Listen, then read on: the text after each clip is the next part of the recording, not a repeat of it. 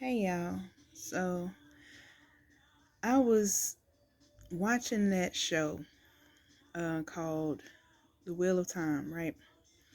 And I noticed that on one of the episodes I was watching, the town, the capital city basically, they call it the White Tower.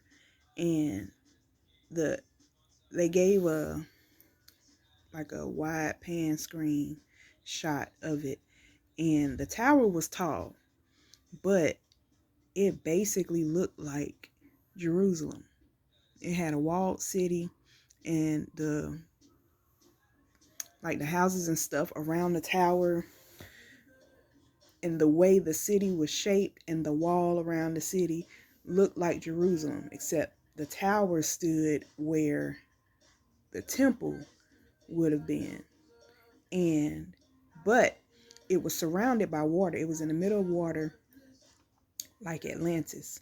And then that was earlier. And then I was watching a few episodes, and in this last episode, there was a battle.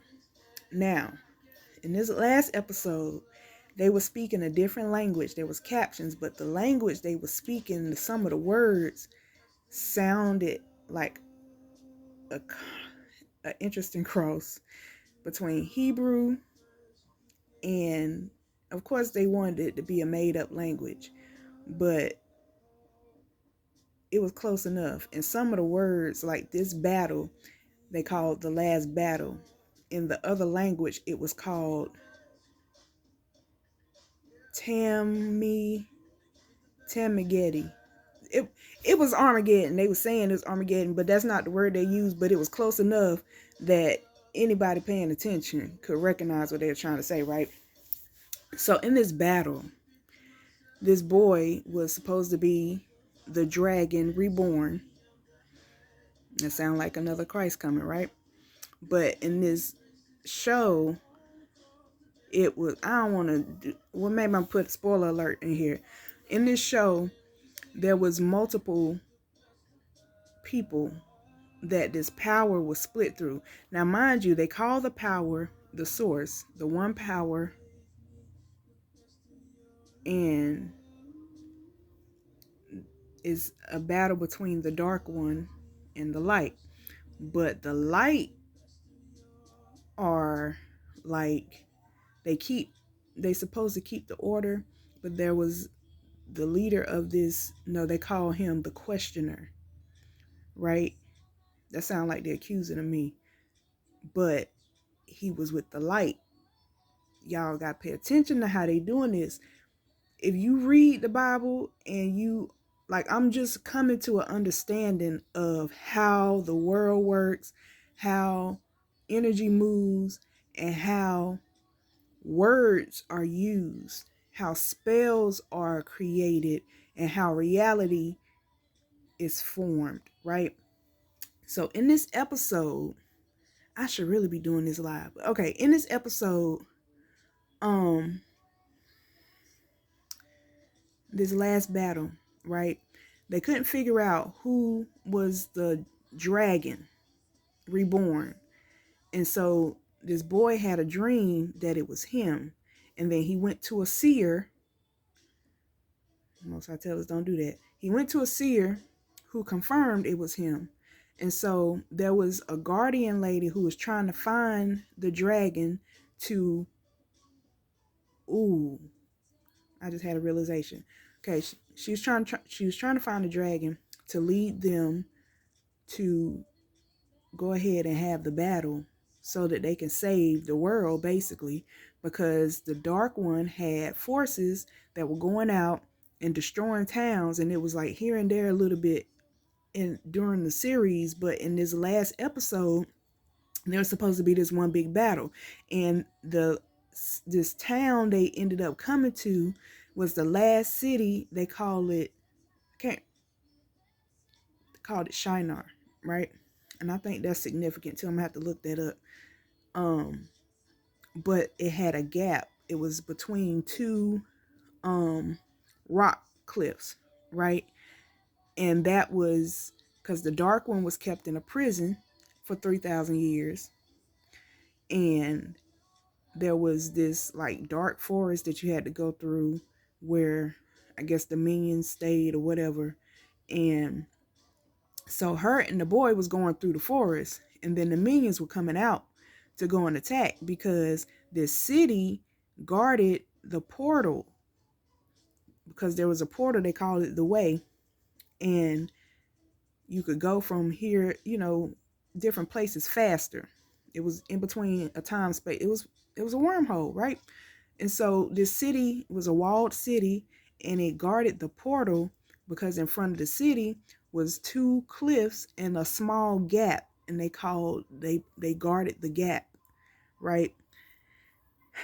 So as the guardian woman was taking the boy, because once he realized he was the one, because him and the other ones that the power was split between, they were all friends, and he wanted to protect them. So he went ahead and told her, like, I'm the one, because if they all would have went, whoever wasn't the one would have got killed, right? Or at least that's what they understood from the prophecy. See, this is all going off prophecy too, right? But they didn't really know what they were looking for. All they had to go off of was the prophecy and what people have seen. So that's another clue too. The enemy doesn't know exactly what he's looking for. He just knows, kind of like even in the Bible, when it said when they had the prophecy about Jesus coming and Herod killed all the babies under 2, because they only got a certain amount of information, and it's that way for a reason. The Most High hides his people a certain type of way so that it don't matter what the enemy try to do, it's not going to work. Just like with Moses. Okay, so in this battle, the minions get through. Okay, they breach the gap, and while all this is happening, this boy makes it to the place where he's supposed to make it. And when he gets there, that's when the power within him starts to awaken, and he realizes his old self has been there before, and he starts to remember the battle from before. And then he starts to see the dark one that took human form. Didn't look scary at all, and didn't approach him in a scary way. As a matter of fact, when he approached him, he put him in a trance, and the battle was in the boy's mind. It offered him everything he thought he wanted, and the only thing that saved him was his love for his girlfriend and him actually knowing her well. And that got me thinking, like, I don't know if anybody really knows me well enough in depth to even know if I've been compromised.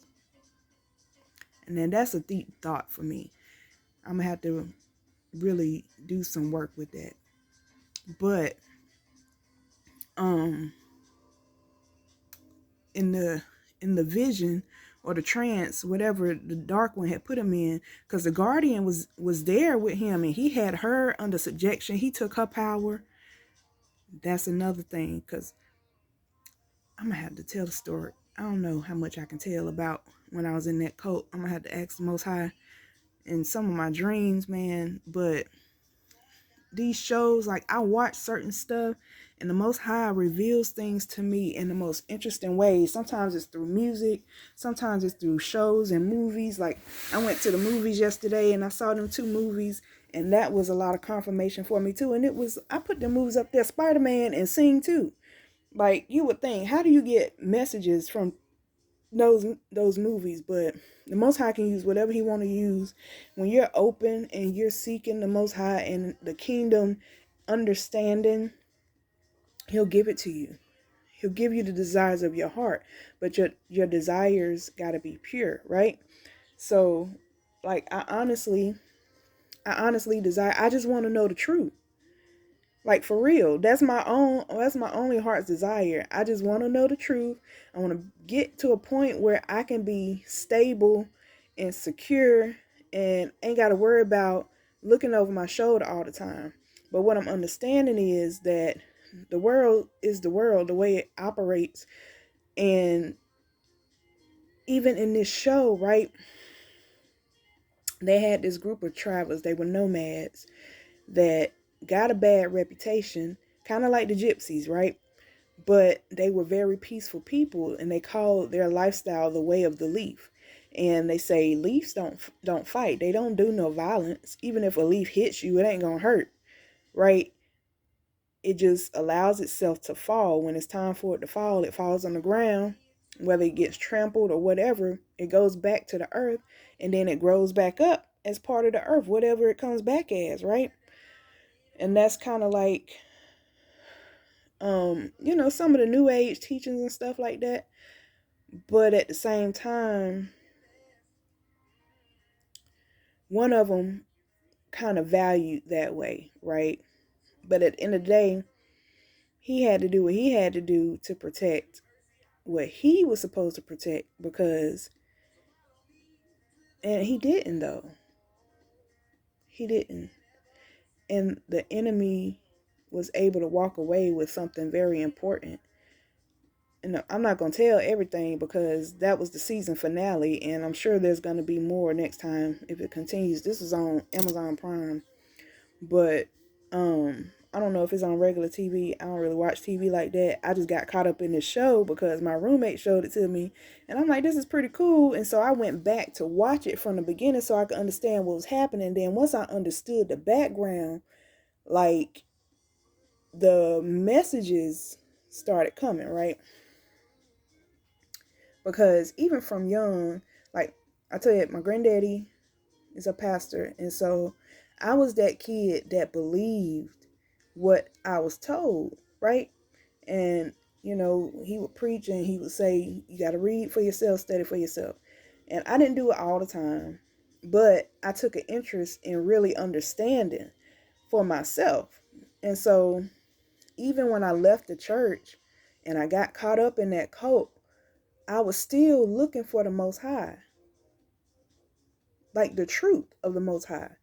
And what I found was a lot of these religions, like, we all fighting against each other, saying that one not right, this one not right. But honestly, the underlying principle is all the same. It's just a different preference in the way of life. And that in itself is a trick of the enemy, because honestly, there isn't supposed to be religion in the first place. Every person is supposed to have their own personal relationship with the Most High and with Christ. And it's gonna look different.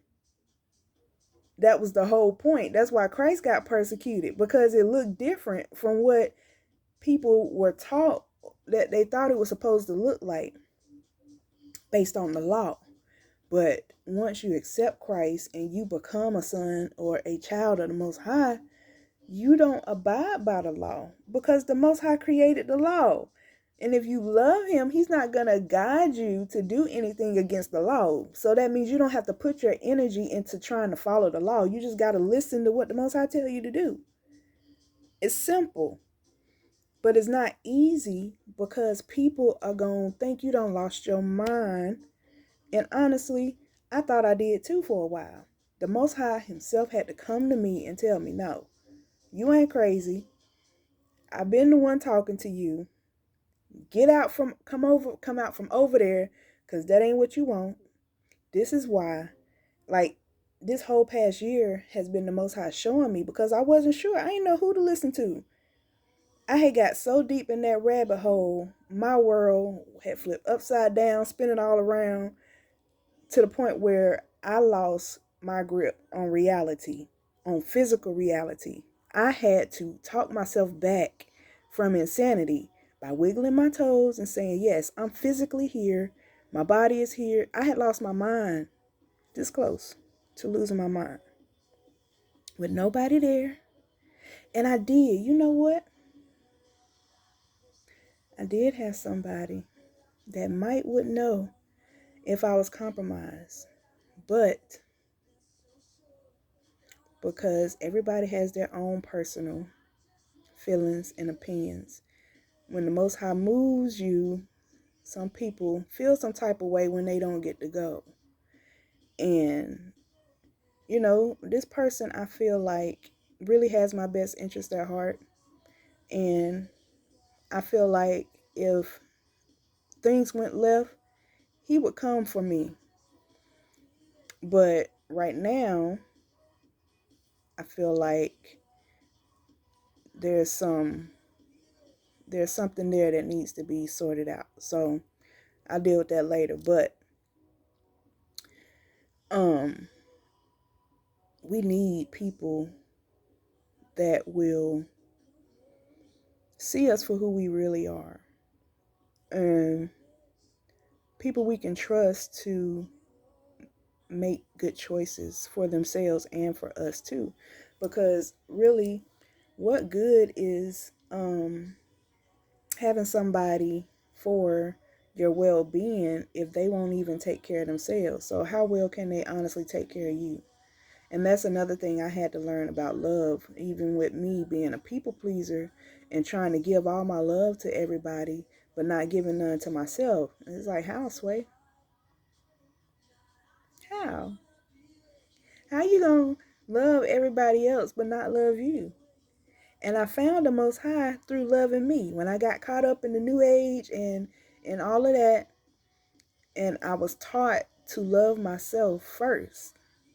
And then I ran into the Most High because I fell in love with myself, and then I got to the center, to the core, because when you fall in love with yourself, you got to clear out all the gunk. Everything that's not you. And it might not always be bad stuff. It's just other people's opinions, other people's perception of you that you have accepted as your truth that may not necessarily be actually who you are. And when I got to the core of who I was, and I almost lost my grip on reality, like, it had to happen that way for me, at least, because then I was able to rebuild back from simplicity. Am I here? Can I wiggle my toes? Yes, my body is present, keeps me present in the present moment. Then I had to think, okay, I'm safe in this moment. I'm thinking, so I have control of my mind right now. So then I was able to start thinking, okay, what is it that has me feeling off balance right now? And I realized that I was feeling away in that moment because I was in a place that seemed safe for all intents and purposes, but for whatever reason, I had a very heavy feeling on the inside that I was in danger, like a real sense of danger. And I had to trust that. And I didn't have anything to go off of other than once I made the decision to go, like, the Most High came to me and was like, in words, go now. Like, he had been nudging me all week, and I was telling the people I was with, like, I feel like I'm being told to leave. And they was like, no, don't listen to that, right? But the Most High came and was like, go now, right? And so when I left, I had a whole conversation. Like, I had to talk myself back. Then I had a whole conversation with the Most High, and I'm like, because this whole week, I wasn't sleeping because I was trying to figure out what was going on. And then I was smoking, and so I was super high. And that particular night, like, when y'all messing with these other beings and entities and all of that, you got to be careful. But luckily, I wasn't the one doing the channeling. And I feel like what was being channeled was intended to keep me still, but somebody that was for my well-being, or maybe wasn't, but the Most High might have used that, whatever it was, it got me to thinking. They said you need to push past your limits and get into your mind. And then it was something else, it was some other stuff that happened, but the Most High came and got me. That's my bottom line, right? And he said, go now. And I'm like, well, I ain't had no sleep. How am I going to go? Anywhere I go, I'm going to have to drive for hours. And so he was like, get some rest, but be ready to go. So I did. I got some rest, and then I got up the next morning and I left. I left half of the stuff. I had just got there really, and like spent like $600 fixing my room up, getting comfortable, replacing clothes. Cause when I got there, I left everything back at home and had to replace everything. And then I was told to leave. Now I'm like, well, where am I gonna go? And I was being guided. And then along the line, I kept getting little glimpses. Like I was watching tarot and stuff, and that's confusing too. I understand why the Most High tell you don't be messing with that divination and all that stuff, because it confuses you. But it do be accurate information. You just got to know what information is for you. So for me, what I did was I just looked at a whole bunch. Like I was binge watching tarot videos on YouTube. And I didn't know which ones were for me until stuff started happening. And then I could reference back to the tarot readings, and it's like, oh, this is what they were saying was about to happen. And so then I knew which ones are for me, and I could narrow it down, right? And so then it got to a point where once I started trusting myself again, then they became confirmation for what I was already getting from the Most High. Except I didn't know it was him until, let me see, it might have been a couple months ago. It was a couple months ago after I got back home again, and I was told to leave again. And I sold my house, and I had this whole plan, and I got halfway through my plan and got stuck and ran out of money. So all my savings, everything. Now I don't even have a house to go back to. I just have my grandparents.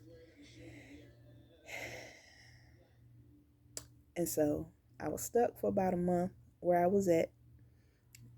I was in Texas. And then I came back home again.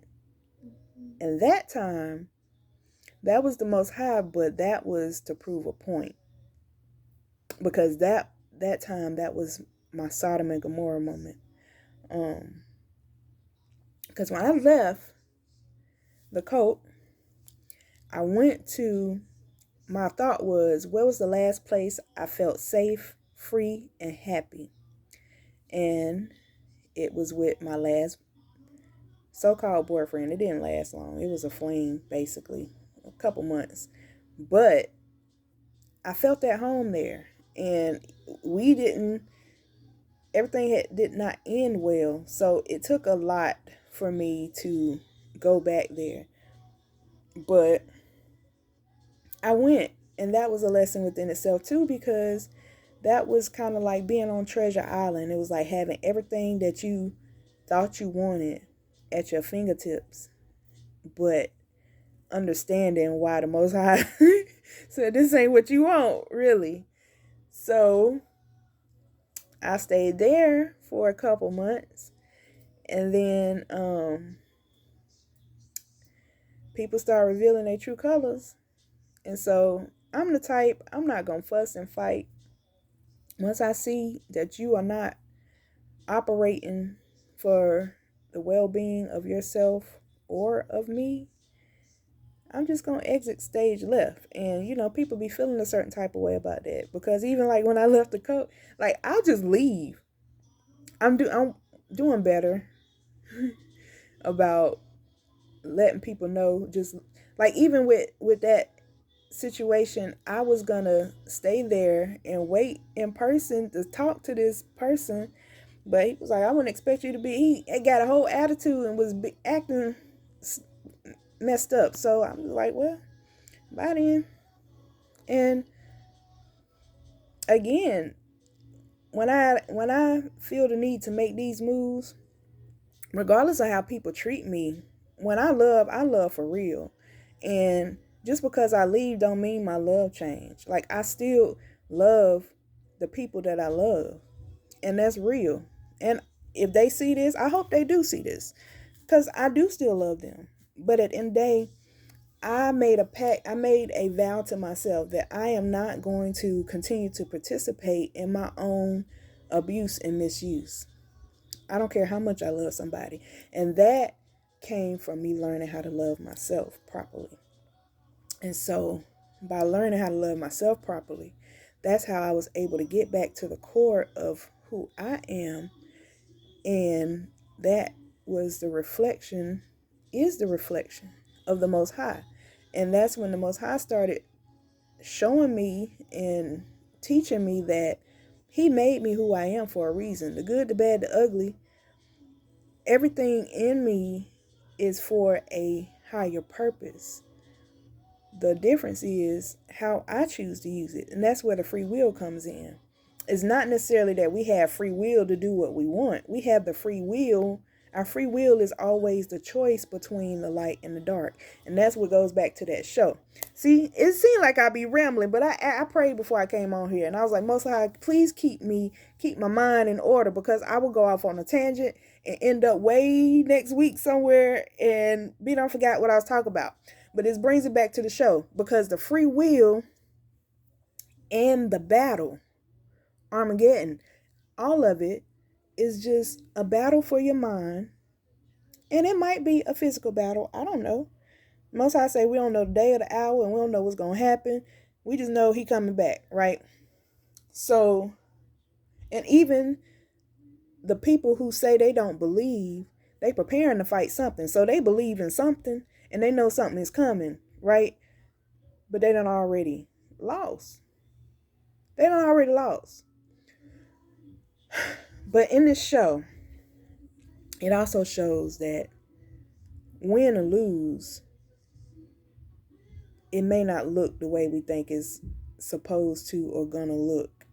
And there probably is gonna be a lot of collateral damage, and there has to be somebody left to pick up the pieces.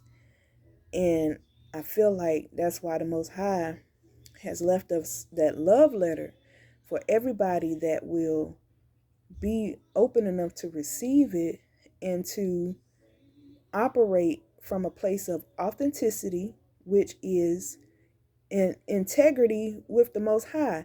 When you hear people talking about being in alignment and being in God's will, it's just two sides of the same coin. But the Most High, that's what I call the Most High. And it is in the Bible. He calls Himself the Most High, the creator, the source of everything, wants His credit. Why you gonna worship something that He created when He right there? Come on, people. Like, I don't understand. I don't understand. And that's been my whole issue from the beginning. I don't understand. And then people look at me like I'm the one that's crazy. Like, for real? Like, this stuff is so simple. It's not easy, but it's simple to understand. But people complicate it because they don't want to do it. Because it ain't what they think they want. Because it requires discipline. It requires discipline. But if you want to be free, if you want to be rich, it requires discipline, because it don't matter how much money you get. If you're not disciplined, you're going to lose it all. How many millionaires we done heard about been millions and billions of dollars and then it's all gone? So honestly, I'm grateful that the Most High has patience with me and that He does not give us everything that we want right when we want it. And He is taking the time to work on us and to perfect us so that we can get everything that He has for us. Because whatever it is for us, it's for us. What is mine is mine. What's yours is yours. I can't take what's yours, because the Most High ain't going to allow it. That's what all these scriptures is saying. You're mine. I made you. I know what you need. I know what you want. I know what you think you want. And I know why what you think you want ain't really what you want. And if you listen, He'll take you. He'll bring it to you. You ain't got to do nothing. Since I left, how many times I done left all my stuff, and now I'm gonna have to write this stuff down so I can put this music on here for it get banned, right? I'm fine. Look, when I got to this room, that's why I took them pictures. I don't be bragging. I'm trying to show y'all what the Most High will do for you if you trust him. I left everything. I had a house. I got a bed in storage. I got a bed at my grandparents' house. I'm just so tired of moving. I'm not going to be taking and dragging stuff all the back and forth. I will leave it all. When I had my house, I left it all. I gave my furniture to my ex. And then when I had a house, I was renting a house at the next place. I had a house full of furniture. I gave that to my roommate. I just took what was mine, what I needed for me to function. All I need is a small space.